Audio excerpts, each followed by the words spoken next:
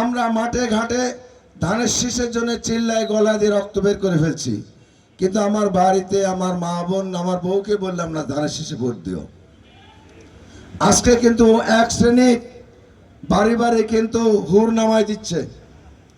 হুরেরা কিন্তু ছোট ছোট কোরআন শরীফ নিয়ে যায়, তাদেরকে ওয়াদা করাচ্ছে, বিভ্রান্তি করাচ্ছে। এই জন্যে আমি ধানের শীষের ভোট যাতে মাঠে যাওয়ার আগে আমি যেন আমার বাড়ির বউ, আমার মা, আমার বোনকে যেন বলে যাই যে আমরা ধানের শীষে ভোট দিব, তুমি ভোটটা দিও, বিভ্রান্তি হইও না। কত চক্রান্ত চলছে এই নির্বাচন নিয়ে, কত বিভ্রান্তি ছড়ানো হচ্ছে। এক শ্রেণী কিন্তু জান্নাত বিক্রি করছে, জান্নাত দান করে যাচ্ছে। এটাই কিন্তু সবচেয়ে মারাত্মক বিভ্রান্তি করছে।